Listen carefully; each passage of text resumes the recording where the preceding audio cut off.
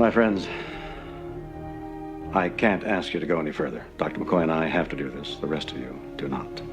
Admiral, we're losing precious time. What course, please, Admiral?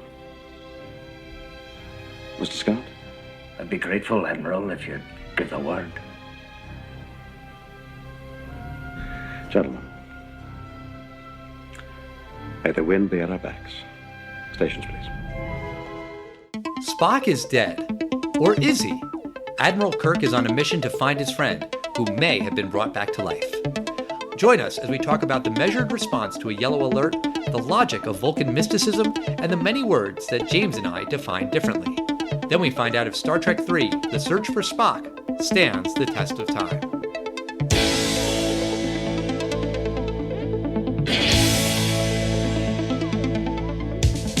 Test of time, James and Alan have to say, do the movies you love still hold up today?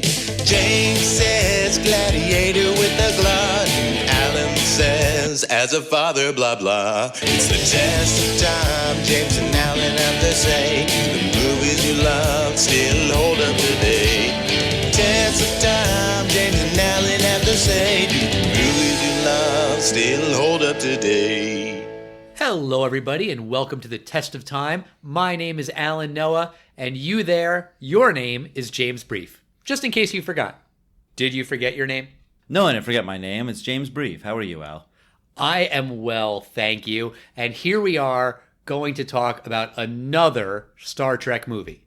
The second of three this time, to be followed by another Star Trek film in the future. Maybe. Nope, you promised. I promise lots of things. You'll forget. But enough about that. There's something I did want to talk about. Have you been hearing in the news about these astronomical prices that people are paying for original sealed box video games? Yeah, I have seen that pop up in my Google News feed once or twice. It's kind of crazy. I guess it's sort of like that thing where people want to spend a lot of money on like unopened toys, and they're worth more when they're mint in the box.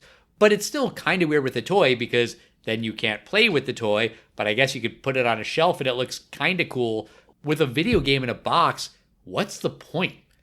Yeah, and even with this recent Super Mario Brothers copy that sold for like $2 million, and there was this other copy of Super Mario 64 for over $1 million, almost $1 million for a Legend of Zelda copy. I agree with you. It's just kind of weird because it's not like it's an action figure, I guess. That to me does seem a little odd, but I guess the action figure is a piece of art. It's just that the Super Mario Brothers thing, it's so widely distributed that so many people have a beat up version of this that I just find it really weird that people are paying so much for something that is otherwise very widespread. It's not like it's one of these Honus Wagner cards that's the most rare baseball card ever because there's only like 3 in existence. That would be like one of these incredibly popular cards from like the 90s, some Ken Griffey Jr. card that had like 20 million prints, but most of them are kind of a little creased and this one is perfect. But there's so many of them. I love the game. I understand, of course, what it means in the history of video games, but I'm just not quite understanding what the point of displaying that, since it almost seems like anyone could do that.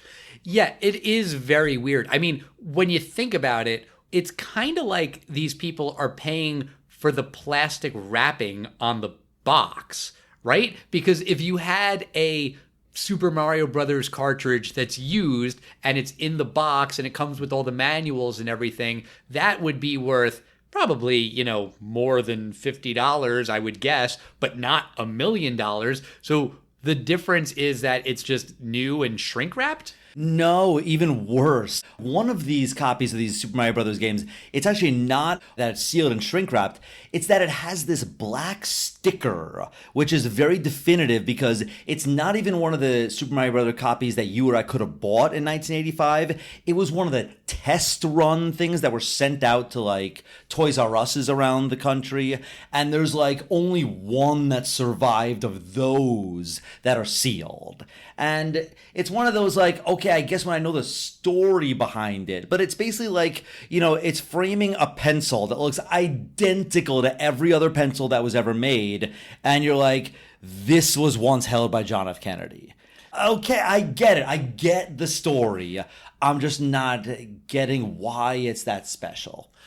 Right. I mean, it kind of makes me think of those non-fungible tokens that like people spend millions of dollars on for like zeros and ones that like you can say you have it, but what's the point? And I don't know, maybe I just sound like a Luddite or a poor person who just doesn't have millions of dollars to throw at these things, but like I just don't get it. If I suddenly become rich tomorrow, there are things I will buy that maybe could be considered collector's items, but it wouldn't be a non-fungible token, and it definitely wouldn't be a video game that I can't play. Yeah, I would never buy one of those NFTs unless, of course, I had the option to own any one of 200 or something episodes of the Test of Time podcast, which of course you can buy as an NFT for a minimum bid of $10,000 each. You're not talking about those, right, Al?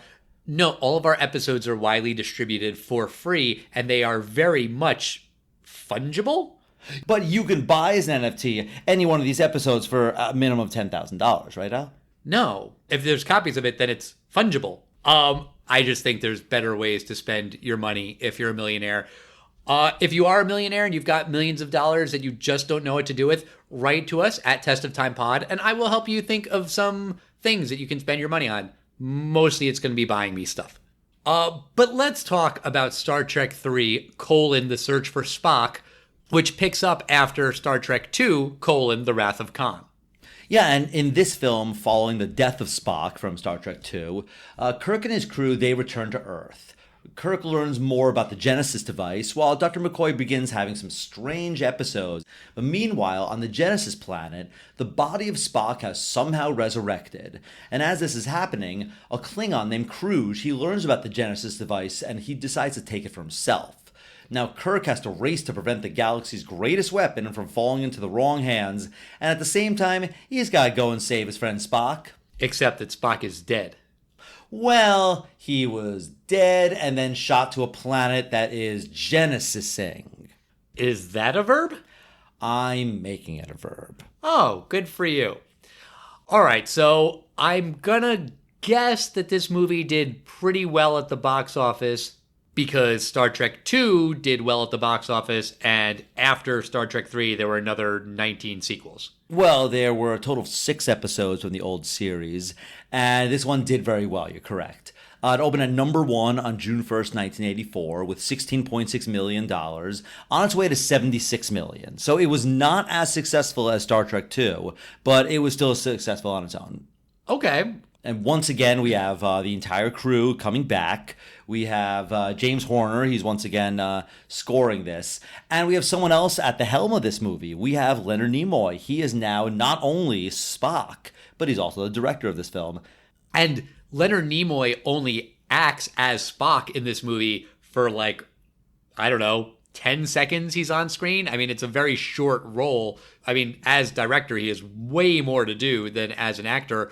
We actually saw another movie that Leonard Nimoy directed on the podcast a long time ago. Do you remember? Oh, of course I do. 3 Men and a Baby. That's right. That's right. Yeah, he was a very successful director in the mid-'80s, and these are probably his 3 most successful films, 3 Men and a Baby, this film, and the sequel to this, Star Trek IV, The Voyage Home. And this film takes place as a direct sequel, literally right after the events of the previous film. And Spock is dead, and Kirk is now discussing this with Starfleet, presumably, is debriefing him on the mission or what happened with Khan. And he's told not to discuss Genesis at all; it's top secret. And he's also told that Enterprise, the ship, it's going to be decommissioned. Sad, I guess. That is sad. And returning to the crew from the previous movie is Lieutenant Savick. And in the last film, it was played by Kirstie Alley. And in this film, it's played by an actress, Robin Curtis, who reprises her role in Star Trek IV. Right. I mean, she kind of looks a little Kirstie Alley-like, I guess. But I was surprised that they couldn't get Kirstie Alley to come back. Yeah, I was wondering what Kirstie was doing when this was filmed in 1983, because I think Cheers might have been on the air. Maybe it was, but even if it was, she was not in the show until like the third or fourth season. I saw something that said she didn't come back because she didn't want to be typecast, which, okay, there are some actors who refuse to do sequels, although Kirstie Alley did go on to do 3 Look Who's Talking movies, so I don't know if that's a hard and fast rule about no sequels for her. Yeah, but those are totally different films. One's a boy baby talking, the other's a girl baby talking. But then there's dogs talking. Yeah. So the villain in this movie is Kruge, is that right? Let's go with Kruge. Sure. I'm asking you how to pronounce something. What's wrong with me? But it's played by Christopher Lloyd, and in the credits it says introducing Christopher Lloyd, but Christopher Lloyd had been doing stuff like long before this. I think it's a joke. In Ocean's 11, they do say, and introducing Julia Roberts. And, that's kind of a joke. I think that's what they're doing here, because Christopher Lloyd's a big actor. I don't know. That's not a very funny joke. I mean, I know he did Taxi, and he was a well-known actor. I have no idea why they did it. It's not funny, I agree with you. Maybe because they did Introducing Kirstie Alley last time. I guess. But so he is a Klingon, and Klingons are bad, I guess? Well, at this point in the Star Trek universe, Klingons and the Federation are at war. In Star Trek VI, The Undiscovered Country, we will find that they're trying to make a peace treaty. Neat. Okay. There was some passing line in Star Trek II where they say something about Klingons don't take prisoners or something like that. So I just assumed that they were all bad. Yeah, Klingons are very warlike. They got that kind of Spartan mentality. I mean, they can be good. In Star Trek Next Generation, Worf is, he's raised by humans, but he's a Klingon. He's definitely a good guy.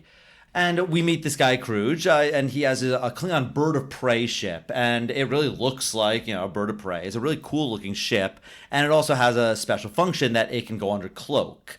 It turns invisible, and the Federation never had these ships, and as part of their treaty, the Federation's not allowed to have any cloaked ships eventually, and only the Klingons and Romulans have them. I mean, am I supposed to know any of that stuff? Because No. I didn't know any of that from this movie. No, that's just me adding interesting Star Trek lore. I just want to make it interesting for the listeners.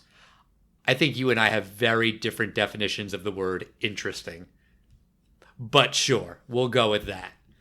But anyway, Kruge learns about the Genesis weapon, which we had talked about last week in Star Trek II. And this is a weapon that it's supposed to fire on a planet and create life. But when it's used in other ways, it could be a gigantic weapon that can kill all life. And possibly when you detonate it, it can create a planet, I think.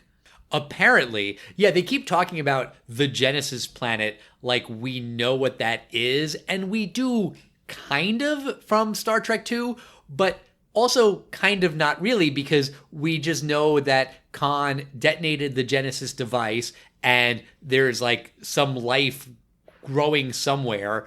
And I guess now they have just decided that it is this new planet and it is called Genesis. And okay, I guess we can just go with that. That's exactly what it is. It's go with it. And Bones, Dr. McCoy, played by the late DeForest Kelley, he's acting kind of weird. Because Bones, his character, he is very, very straight edge.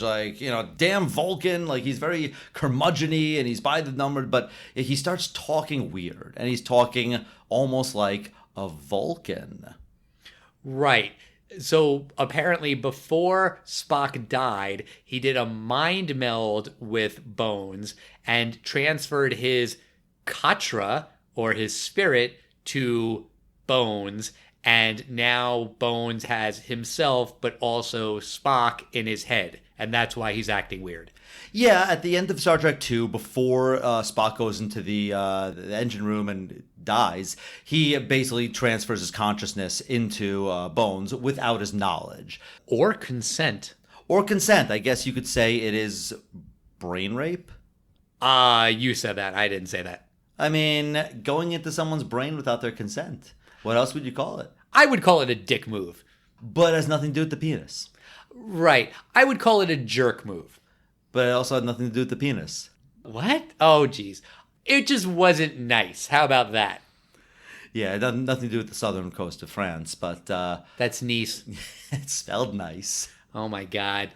So one of the things Bones says is he has this sudden urge to return to the Genesis planet.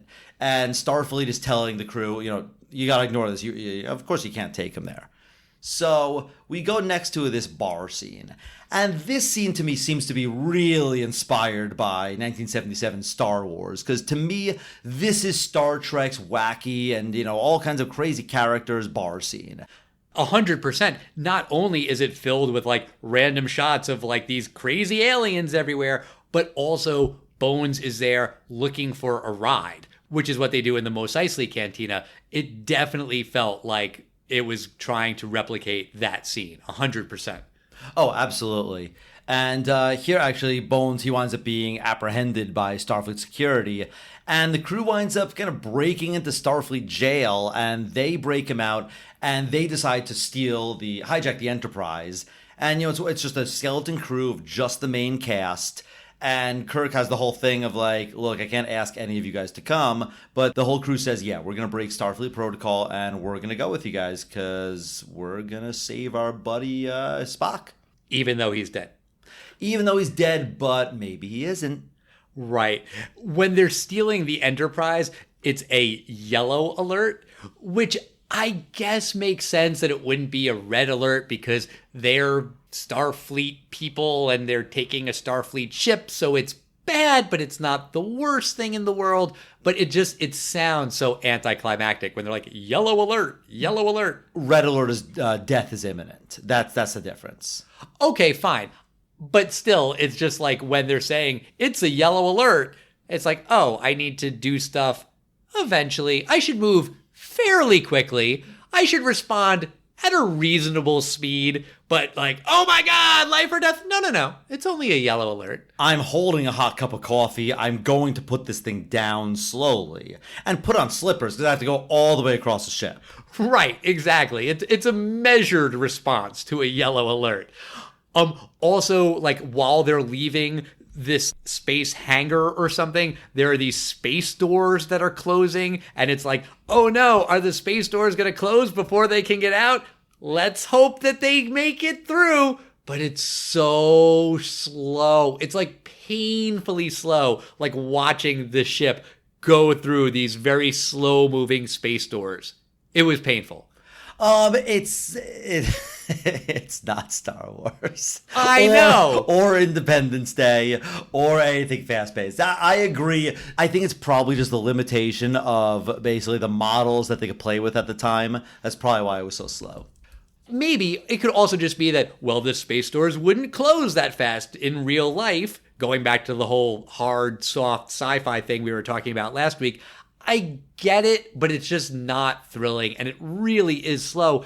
And we've only been talking about this movie for however many minutes, but it's like 45 minutes in the movie by the time that Kirk and the crew are heading into space to look for Spock. And I was like, well, the movie is called The Search for Spock. The main character doesn't start searching for Spock until like 45 minutes in. Like, what have we been doing all this time? And it's just a lot of like the exposition and the talking about Spock's spirit and where it is, and watching the Genesis crew like investigating the Genesis planet, and it's just really, really slow. Well, yeah, fine. You make a valid point that it is slow. But back on the Genesis planet, we have David, Kirk's son that we met in the last film, and Saavik. They're there and they're studying the Genesis planet. And this planet has basically rapidly formed into an era in its history where it's habitable for life, and it's full of lush forests. And there was this coffin that was fired at the planet from last movie. It was Spock's coffin, supposedly with his dead body. And they find the coffin because they're tracking something, and they find the coffin is dun dun dun empty. Right.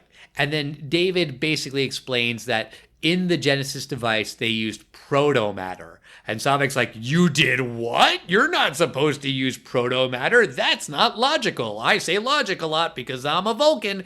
And David says, yeah, but we had to get the experiment on track, so we had to do what we had to do. And it's sort of how they yada yada how all of this is happening, how it was able to bring Spock back to life. Why? Because proto-matter. What's proto-matter? Proto-matter. That's what did it. It's sort of your Jurassic Park moment when you find out, all right, we didn't really clone dinosaurs. We kind of cloned dinosaurs, and then we kind of put sex-changing frog DNA in there too. So the reason for this is it tells us why this planet is evolving at such a rapid rate. And the fact that it's habitable right now means that this planet is going to still continue to evolve, and it's eventually going to go into its destructive era eventually and self-destruct. So this is not a perfect device. Like, we're not going to be able to populate the entire galaxy with endless habitable planets on every asteroid possible, because it turns out that this device that was the dream device, it doesn't work. Right. Sad. Well, then the big reveal of the film, you're right, does not happen until halfway through a film called The Search for Spock. They weren't really searching for Spock, but they do find Spock. Right. And also, it's not Kirk who finds Spock, it's David and Saavik. And yeah, he's a kid and he is Spock, but he kind of isn't, because he doesn't have his memories and he doesn't really speak. Although he does seem to understand when Saavik speaks Vulcan to him, which doesn't really make sense, because just because he is Vulcan, if he has no memories, he wouldn't understand the language. Yeah, that's a very good point. But meanwhile, above the surface of the planet, Kruge, he's destroyed the Federation starship that David and Saavik had come on, the science vessel, and everyone's dead everywhere, so they're kind of marooned on this planet along with child Spock, who's aging from child Spock to bigger child Spock to adolescent Spock, and eventually, when the planet evolves even more, he becomes Leonard Nimoy Spock. Is he ever Leonard Nimoy on the Genesis planet, or is that just only on Vulcan? I don't think you see him as Leonard Nimoy on Genesis. Oh, actually, isn't he Leonard Nimoy with a wig? Isn't that him? I don't know. No, I think it might be another actor. You're right. But you do see in the credits that there's 5 actors credited as Spock. Yes. That's yes. pretty cool. You and I have very different definitions of the word cool, but okay. And there is this, eventually this confrontation between the Klingons and Enterprise, and Kirk sort of suspects that they are in the presence of a cloaked ship, but he's not totally sure. And it's another very, very slow scene. It's a quote unquote battle, but not really. They really drag it out. No, they don't. Do you ever play turn-based strategy games? No, for the same reason that I don't like Star Trek. I'm not a loser.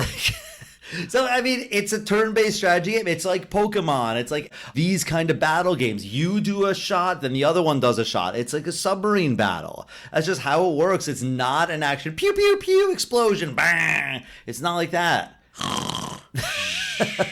Okay, but anyway, Kirk winds up outsmarting the Klingons. They get the upper hand. They fire right on the Klingons as they decloak. But eventually, Bird of Prey, they disable the Enterprise. Kruge demands the Genesis device. I forgot to mention that Kruge and his crew have now taken hostages on the surface. It's the 3 of them, David, Saavik, and adolescent Spock. And he tells Kirk that unless you give me the Genesis device and all of its secrets, that I'm going to start murdering hostages. And he actually just says, you know what, let's just murder one of them. And it's kind of a tense scene when the Klingon is just holding a real sharp knife to all 3 of their backs. I do like that David the human is kind of totally scared to die, but the Vulcans are kind of like, whatever, they show no emotion. But David being, I guess, in his redemption act, because he does say that because he faked the Genesis research with the protomatter, a lot of people have died because of this. So I think this is kind of his redemption. And Saavik does point out, like, how many people have had to die for your hubris? Who died? Everyone on the space station, everyone on their ship, basically anyone researching this Genesis device. It should have been known as a failed experiment. None of these people would be killed by anyone. I think that's a little bit of a leap. I understand what you're saying, but Khan would have wanted the Genesis device in 2 anyway. Khan killed all of the scientists on that, lab space station. That's not on David. No, that's not on David. I'm saying Saavik is saying that she's saying one of these, but not for your ambitions here. Because he was saying the only reason I use the protomatter is because it would have taken a generation or two for us to get there. He's not even saying we never would have gotten there without the protomatter. He doesn't want to wait 50 years for someone else to get it off, his research. And she's saying, like, look, because you couldn't wait and because of your hubris, like, a lot of people died. Like, this thing was not meant to be made yet. I understand what you're saying. But who died? Who are these people who died? Cruise destroys a Federation ship. Yeah, because he's a warlord Klingon. That's not on David. I think it's again, we're arguing two different things. We both agree he's not directly responsible for them, but not for David's fake research or, a fake thing that the Federation should not have been studying. That ship would not have been there. That's all she's saying. Don't argue her logic. That is her logic, okay? And she's a Vulcan, so she knows logic. She's actually a half Vulcan, half Romulan, and that's actually not really explicitly said in this film. It's in a deleted scene. Okay. Well, that's still specious logic for me. Anyway, it's David who dies. David is killed by the Klingon, and this should be like a really powerful moment where Kirk loses his son, and it's not. Like, he just kind of yells like, "Damn you bastard, you killed my son!"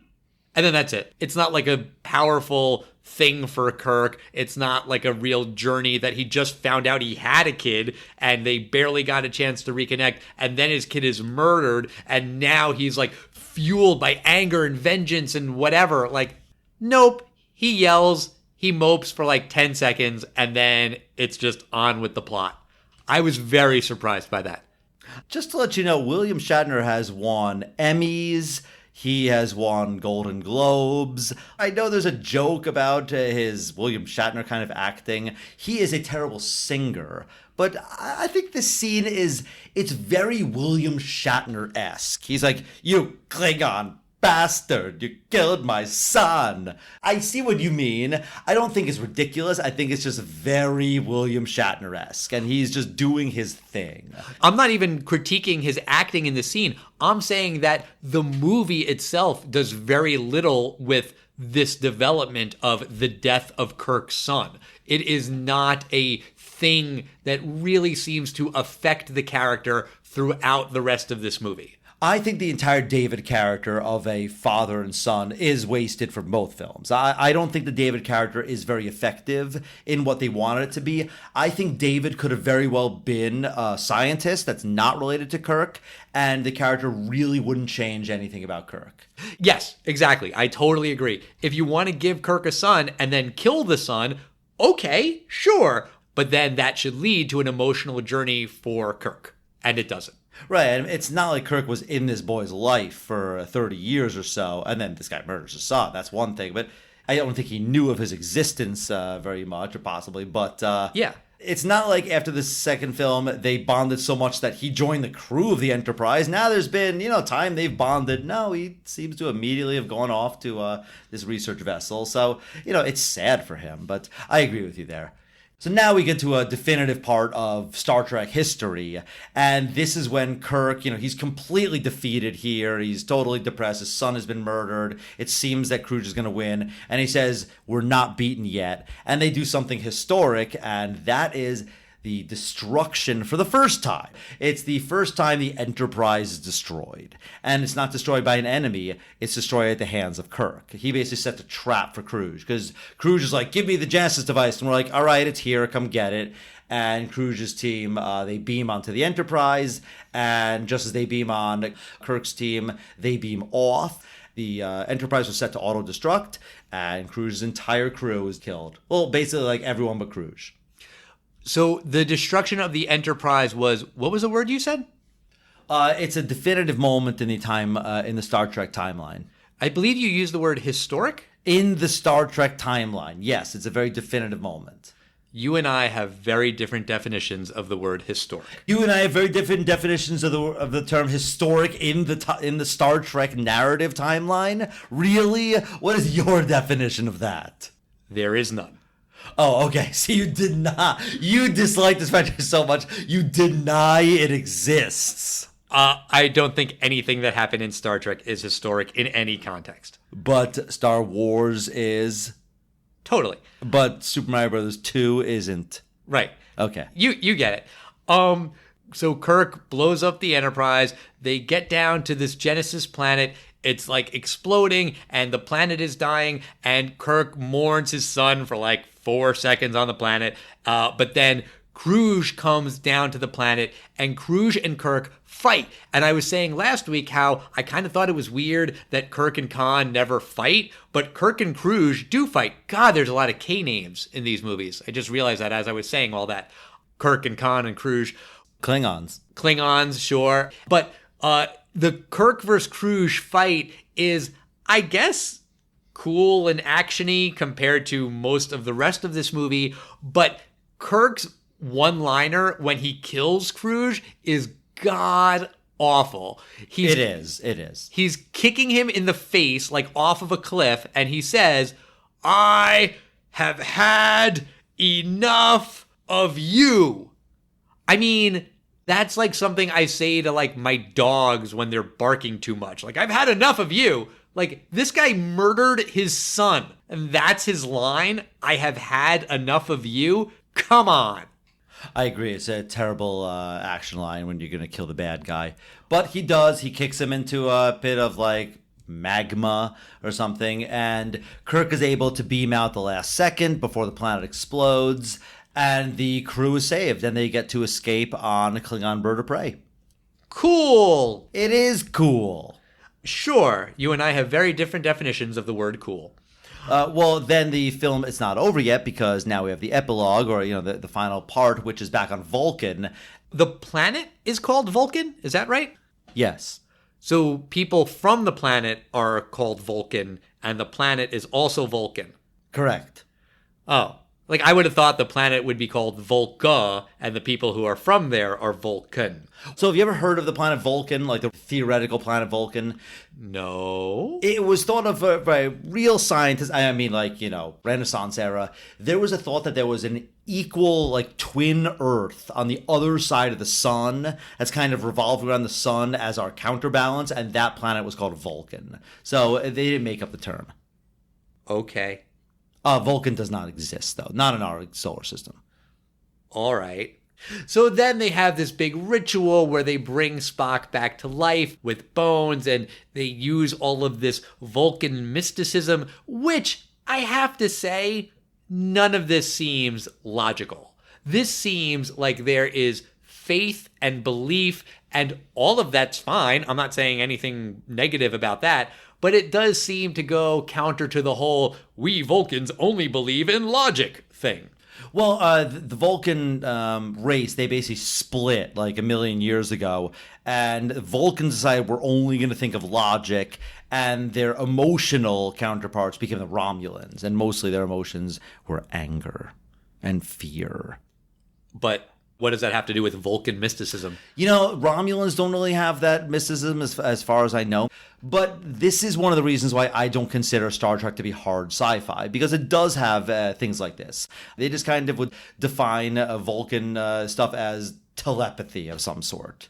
I don't want this to come off as like I'm being anti-religion, but like the thing that the Vulcans are saying that Spock's spirit left his body and went into Bones' body, like that is logical because that did happen. We have evidence to see that happened. But when this mystic is performing this ritual and she's wearing these long robes and she's got these huge rings on her fingers, like what is the logic of that? There is none. It's tradition and it's belief. And again, all of those things are fine, but logically, if she's going to perform whatever ceremony to move the spirit from Bones' body into Spock's body, logically, she should be wearing clothes that are comfortable and not wearing like 12-pound rings on every finger on her hand because that's just going to slow her down, right?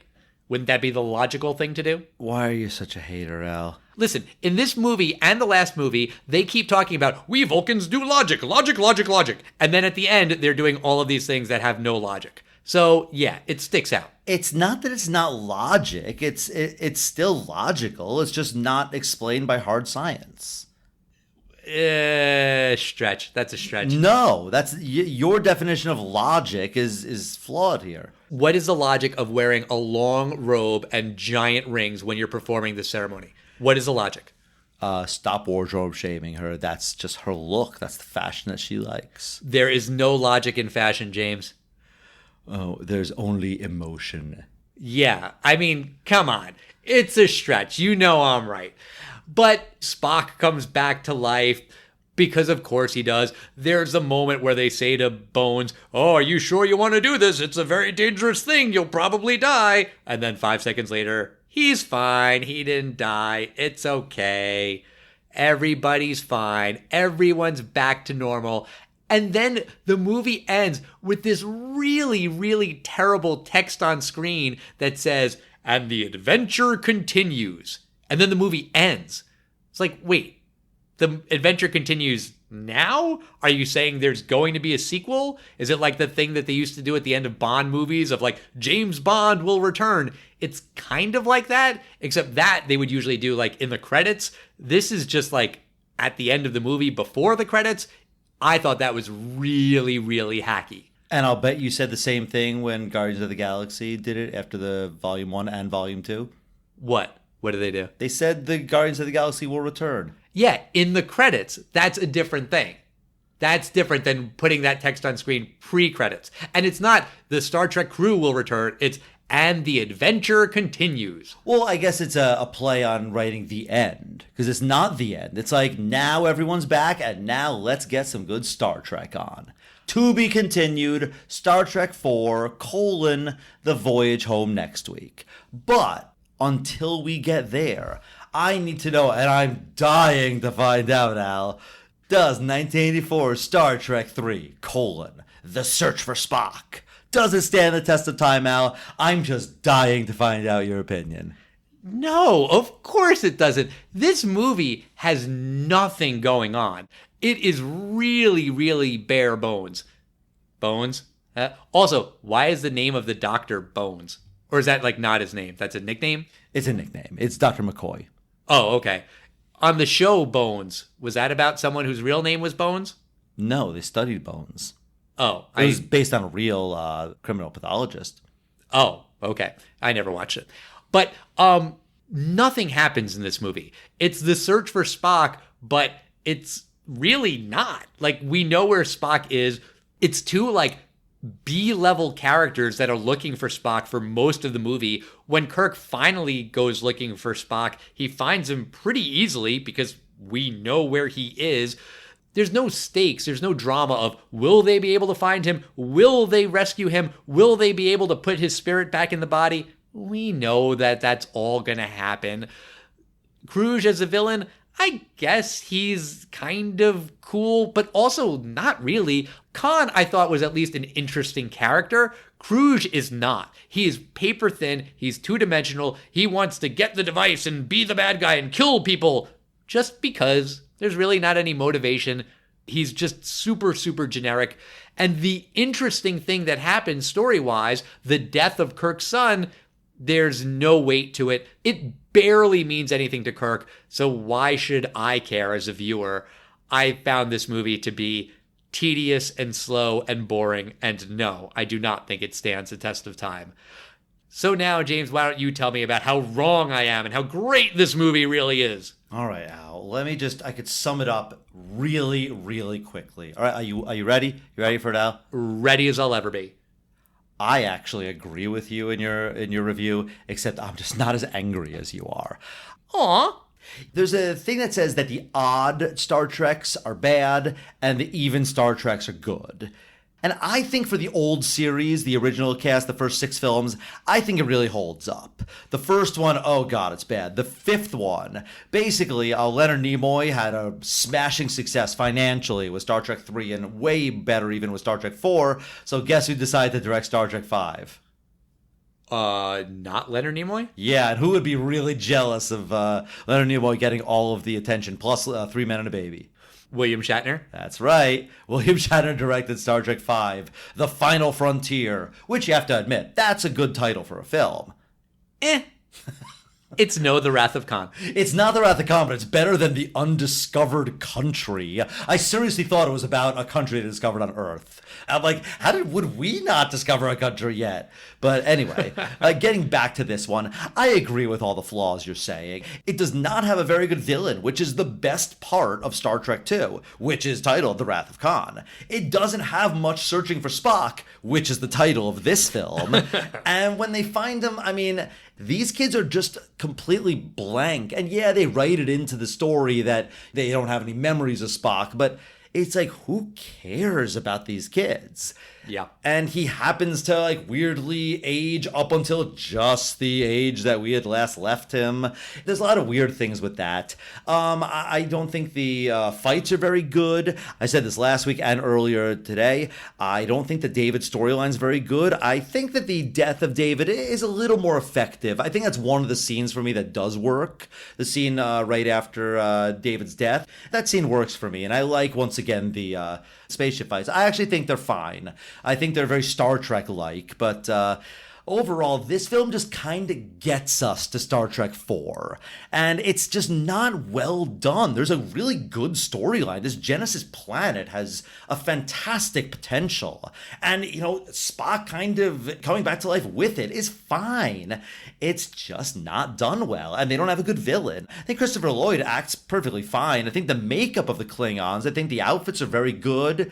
And this look of the Klingons is very different than the look of the Klingons in the old series. Yeah, this makeup is fantastic, and this would define what Klingons look like for the rest of Star Trek series. And they even make a joke about it, about why they didn't look like that in the 1960s series, and it's really because of budget, but overall, this film doesn't have much going for it. And it's a weaker entry. It's trying to be a great film, and it's just like, meh, not really that good. It's not as bad as you say, Al, but it's not a good film. So, Leonard Nimoy, the late Leonard Nimoy. Unfortunately, I did not like this film directed by you. But let's see what I think about next week's Star Trek IV: The Voyage Home, and let's also find out if Al will finally like a Star Trek film. Let's find out together. You should find out too, dear listener. And the way that you'll find out is by hitting that subscribe button in your podcasting app if you haven't already, which you should have by now. But just in case you haven't, do it now. While you're at it, maybe you should write us a review on Apple Podcasts. That would be a nice thing to do, right? Then you can make sure that you're following us on Facebook, Twitter, and Instagram. We are at Test of Time Pod. You can like our messages. You can retweet our tweets. You can share our Facebook posts. You can do all of those things. Help us spread the word about the Test of Time. We appreciate it. We love hearing from you. We love it when our fans interact with us online. And we will see you next week for the conclusion to Star Trek Timber, Star Trek 4, The Voyage Home. See you later, listeners. Bye, everyone.